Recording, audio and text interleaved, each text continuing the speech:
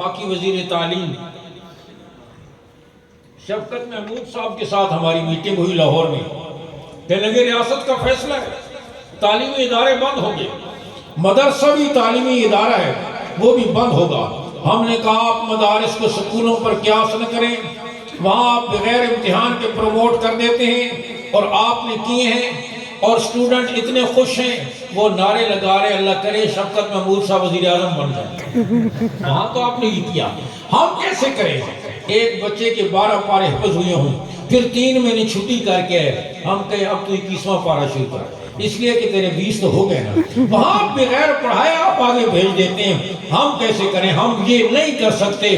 چنانچہ مدرسہ کھلا رہا، اور کرونا کے دوران بھی ان مدارس نے قوم کو 1 سال میں 1 لاکھ حافظ مہیا کیے ہیں۔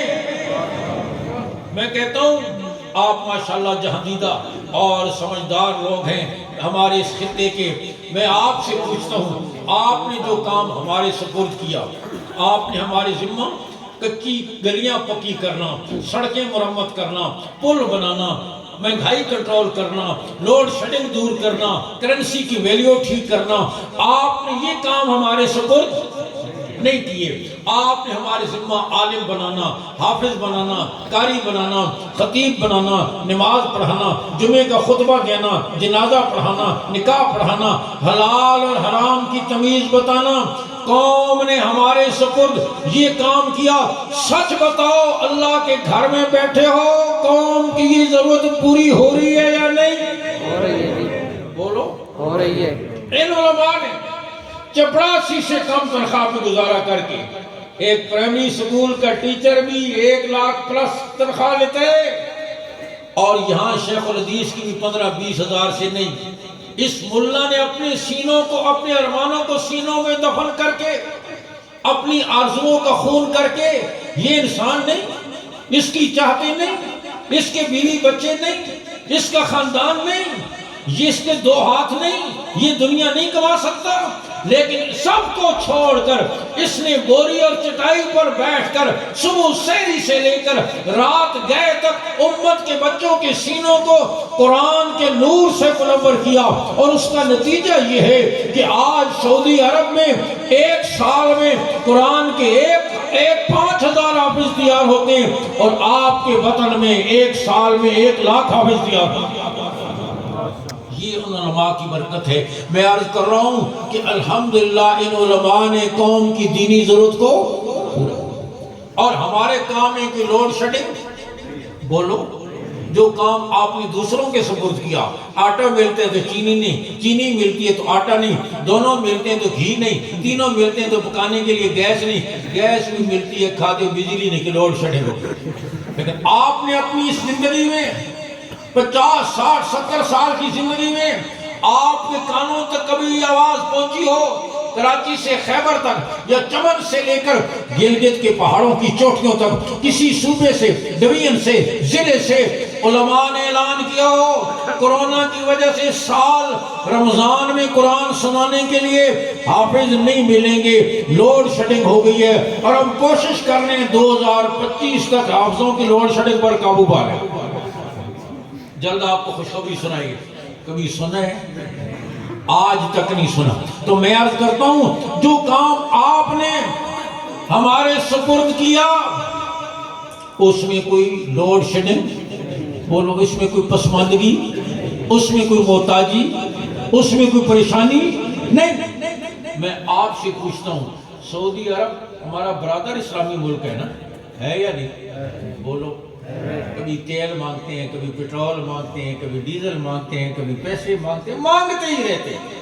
میں اب کہہ رہا تھا اسی تو چلو روزیں کے لیے چندہ کرنے ہیں، حکومت تو ساڑی روز ہی چندہ کرتے ہیں۔ اب یہ تانا ہمیں نہیں دے سکتے کہ مولوی چندہ کرتا ہے، وہ ہم سے زیادہ چندہ کرتے ہیں، بڑے پیمانے پر کرتے ہیں۔ میں عرض کر رہا ہوں ہر چیز ہم نے مانگی، وہ بھی آخنا اسی چندہ پر آپ پلے پہ گئے، مانگتے ہی رہتے ہیں۔ لیکن آپ نے کبھی سنا ہو ان علماء نے سعودی عرب سے کبھی اپیل کی ہو آج تک پاکستان کے کسی کونے سے کہ آپ عرب ہو، ہم عجم ہیں، رمضان قریب آ رہا ہے، رمضان میں قرآن سنانے کے لیے ہمیں 10,000 قاری اور 5,000 مہیا کر دیں؟ بولو، ہم نے اپنے کبھی شعبے میں کبھی سعودی عرب سے کچھ مانگا ہے؟ بولو، عرب دنیا سے مانگا؟ صرف یہ نہیں کہ مانگا نہیں، بلکہ اس وقت بھی حرم مکہ اور حرم مدینہ میں 80% قرآن پڑھانے والے پاکستانی قاری ہیں۔ صرف جدہ میں 6000 پاکستانی قاری قرآن پڑھا رہے۔ تو میں کہتا ہوں جو کام آپ نے ہمارے سپرد کیا، ہم نے اس میں آپ کو محتاج نہیں ہونے دیا، ہم نے اس میں آپ کو پریشان نہیں ہونے دیا، ہم نے اس میں آپ کو عزت کی معراج پر پہنچایا۔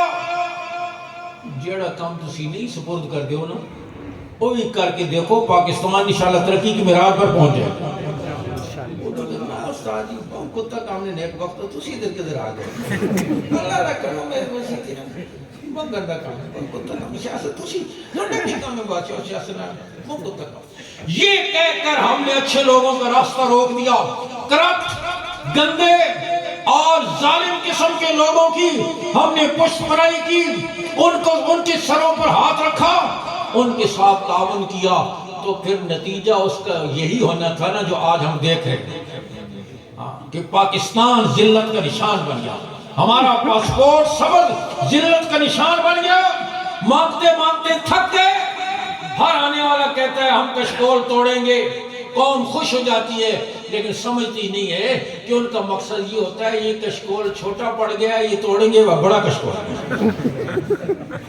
شیخ سعدی نے لکھا ہے کسی گاؤں میں گئے نا مسافر، کتوں نے بھونکنا شروع کر دیا، جیسے گاؤں میں رات کو کوئی جائے تو ہوتا ہے، ان مسافروں نے پتھر اٹھا کر کتوں کو مارنے کی کوشش کی، پتھر سردی اور برف کی وجہ سے جمے ہوئے تھے، ان کے ہاتھ نہ لگے، وہ لوگ کہنے لگے مسافر اس بستی کے لوگ عجیب ہیں، کتوں کو کھول رکھا ہے، پتھروں کو باندھ رکھا ہے۔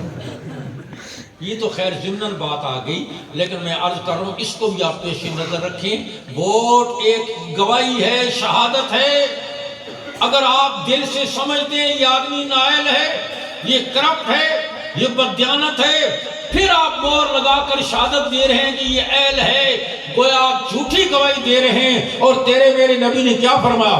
اولا ادلکم علی اکبر الکبائر، میں تمہیں دھرتی کے سب سے بڑے گناہ نہ بتاؤں؟ حضرات صحابہ کرام نے عرض کی حضور ضرور ارشاد فرمائیں، فرمایا الاشراک باللہ، دھرتی کا سب سے بڑا گناہ، سب سے بڑا جرم اللہ کے ساتھ شریک کرنا ہے، اس کے حق کو غیر پر تقسیم کرنا ہے۔ اور پھر فرمایا وشہادت الزور، شرک کے بعد سب سے بڑا گناہ جھوٹی گواہی۔ ہم نے گندے لوگوں کو منتخب کر کے اور پھر کہتے ہیں کہ ہمارے حکمران یوں نہیں کرتے، یوں کہاں سے کرتے؟ اب پوری آپ غور کریں، اسلامی دنیا ایسے بے حس ہو گئے ہیں حکمران، فلسطین میں وہ حماس کے لوگ مجاہدین اپنی جانیں دے رہے ہیں، پھول کی پتیوں کی طرح بکھر گئے وہ۔ میں ابھی برطانیہ کے سفر سے آیا ہوں، ان کی استقامت کو دیکھ کر گورے دھڑا دھڑ مسلمان ہو رہے ہیں، اور کہتے ہیں یہ ایمان کے بغیر نہیں ہو سکتا، یہ ایمان۔ اور کیسا ان کو اللہ کی ذات پر اعتبار، آپ نے بھی دیکھا ہوگا 12-14 سال کا وہ بچہ ملبے کے ڈھیر پر بیٹھا ہوا ہے، گھر کے ملبے کے ڈھیر پر، والدین شہید ہو گئے، کچھ پتہ نہیں، کوئی نہیں دنیا میں، 12-14 سال کا بچہ اکیلا بیٹھا ہوا، اس اعتماد سے قرآن پڑھ رہا ہے، سن کر آنکھوں میں آنسو آ گئے۔ وَلَنَبْلُوَنَّكُمْ بِشَيْءٍ مِّنَ الْخَوْفِ وَالْجُوعِ وَنَقْصٍ مِّنَ الْأَمْوَالِ وَالْأَنفُسِ وَالثَّمَرَاتِ وَبَشِّرِ الصَّابِرِينَ الَّذِينَ إِذَا أَصَابَتْهُم مُّصِيبَةٌ قَالُوا إِنَّا لِلَّهِ وَإِنَّا إِلَيْهِ رَاجِعُونَ۔ چہرے پر اتنی متانت ہے، اس کی آنکھوں میں اتنی چمک ہے، دعا کرو اللہ ہمیں یہ جذبے نصیب فرمائے۔ اور